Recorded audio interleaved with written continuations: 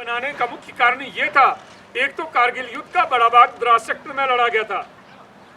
इसके अलावा आप जिस स्थान पर खड़े हैं, यहाँ से उन पहाड़ों की चंद एक ऊंची चोटियां दिखाई दे रही हैं, जिनके ऊपर पाकिस्तान आर्मी अपना कब्जा जमाए बैठे थे। इन दिखाई देने वाली ऊंची चोटियों के नाम इस प्रकार से हैं। आपके सामने जो पहाड़ दिखाई दे रहा है, नाम तोलोलिंग। अगर आप अपना ध्यान थोड़ा बाएं बिल्कुल स्काईलाइन पर ले जाएंगे, जहां पर 3 पिंपल दिखाई दे रहे हैं, नाम तोलोलिंग टॉप। तोलोलिंग टॉप से बाएं की ओर बढ़ता हुआ स्पर, अगर आप अपना ध्यान पूरा बाएं बिल्कुल स्काईलाइन पर ले जाएंगे, वहां पर 2 ऊंची नोकीली चोटियां दिखाई दे रही हैं। दाहिने वाली सबसे ऊंची नोकीली चोटी नाम टाइगर हिल। टाइगर हिल से बाएं की ओर बढ़ता हुआ स्पर, उसी लाइन में दूसरी नोकीली चोटी नाम राइनोहॉर्न।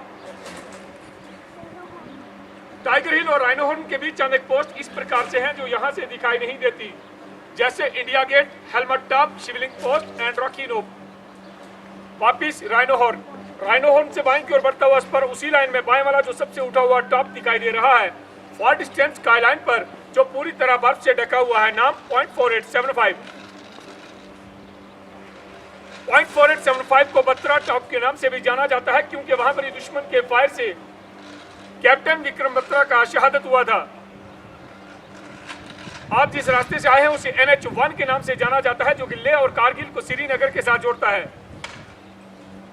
घुसपैठ होने का मुख्य कारण यह था, शिमला समझौते के तहत भारत और पाकिस्तान का 1972 में एग्रीमेंट हुआ था कि विंटर के दौरान दोनों देशों की सेना LOC को छोड़कर कम बर्फीले इलाके में चले जाते थे, क्योंकि यहाँ पर सर्दी ज्यादा होने के कारण दोनों देशों की सेना का रहना काफी मुश्किल था।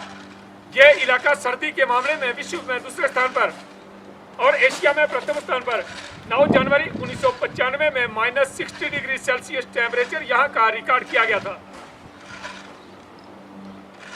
1998 के विंटर के दौरान जब हमारी भारतीय सेना LOC को छोड़कर कम बर्फीले इलाके में चला गया, तो उस समय पाकिस्तान आर्मी ने धोखे से हमारी इन पोस्टों पर कब्जा कर लिया।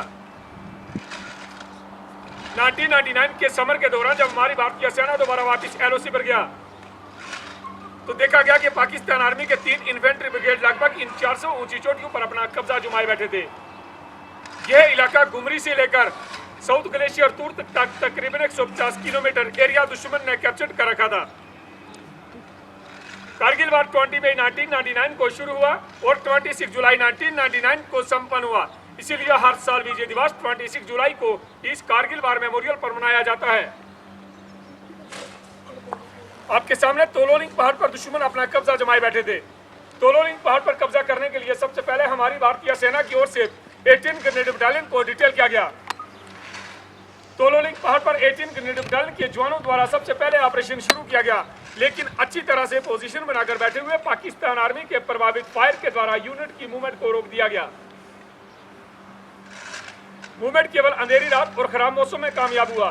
चंद दिनों की लड़ाई के बाद 18 ग्रेनेड एक फॉर्म बेस बनाने में कामयाब हुआ। तोलोलिंग पहाड़ पर कब्जा करने के लिए 18 ग्रेनेड बटालियन के साथ 2 राइफल बटालियन को डिटेल किया गया। इन दोनों बटालियन ने अच्छे प्लानिंग के साथ 20 मई 1999 से लेकर 13 जून 1999 तक के चले इस संघर्षपूर्ण ऑपरेशन के दौरान तोलोलिंग पहाड़ पर अलग अलग दिशाओं से हमला किया, दुश्मन को मुंह तोड़ जवाब दिया और तोलोलिंग पहाड़ को फिर से अपने कब्जे में ले लिया। उस ऑपरेशन के दौरान हमारी भारतीय सेना को काफी नुकसान उठाना पड़ा। उस ऑपरेशन के दौरान हमारी भारतीय सेना के 2 ऑफिसर, 4 जूनियर कमीशन ऑफिसर और 33 जवानों का शहादत हुआ। तोलोलिंग पहाड़ पर कब्जा करने के बाद हमारी भारतीय सेना का ध्यान टाइगर हिल पर गया, क्योंकि टाइगर हिल से दुश्मन सीधा NH1 को शूट करता था, जिससे सेना की कार्रवाई और सिविल गाड़ियों को आने जाने में काफी परेशानी होती थी।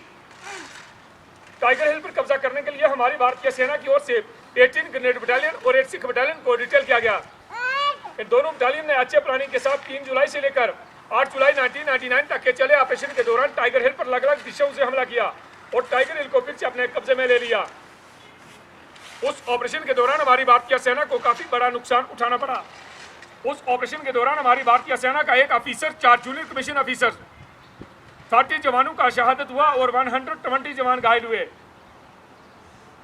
उसी ऑपरेशन के दौरान 18 ग्रेनेडर के ग्रेनेडर योगिंदर सिंह यादव की महान बहादुरी को देखते हुए उन्हें परमवीर चक्र से नवाजा गया और लेफ्टिनेंट बलवंत सिंह की महान बहादुरी को देखते हुए उन्हें महावीर चक्र से सम्मानित किया गया।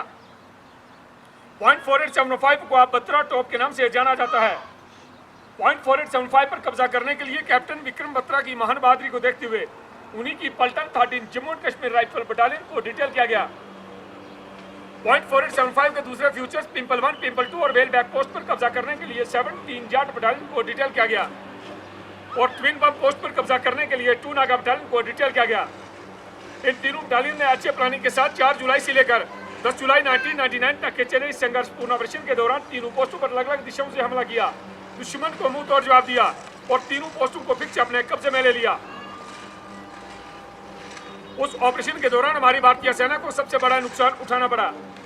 उसी ऑपरेशन के दौरान दुश्मन के फायर से कैप्टन विक्रम बत्रा और कैप्टन अनुज नायर के साथ 59 जवानों का शहादत हुआ।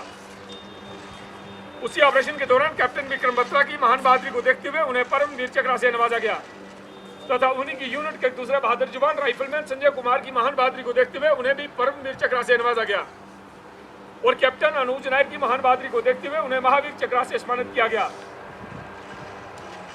इसके अलावा जिन बटालियन ने कारगिल युद्ध के दौरान हिस्सा लिया, जिन बटालियन के ऑफिसर्स, जूनियर कमीशन ऑफिसर्स और जवानों को देश की खातिर युद्ध में शहादत प्राप्त हुआ, उन सभी के नाम इस कारगिल वार मेमोरियल में दर्ज हैं। यह वार मेमोरियल कारगिल युद्ध के इतिहास का गवाह है।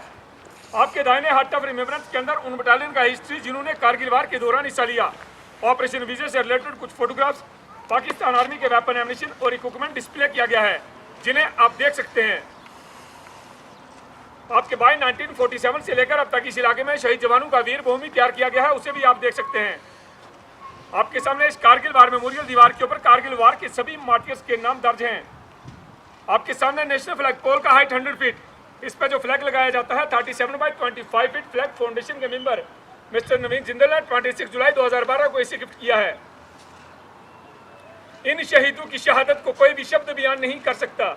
हम इन्हें सलाम करते हैं, ये देश इन्हें सलाम करता है। अंत में मैं आप सभी से यही गुजारिश करना चाहूंगा, आओ झुककर सलाम करें उन्हें जिनके मुकद्दर में यह मकाम आता है। बड़े खुश नसीब होते हैं वे लोग, लहू जिनका वतन के काम आता है। जय हिंद। जय हिंद। अभी आराम से आप विजिट कर सकते हो। भारत माता की जय। भारत माता की जय। भारत माता की जय। प्लीज अभी आराम से विजिट कर सकते हो। हाँ।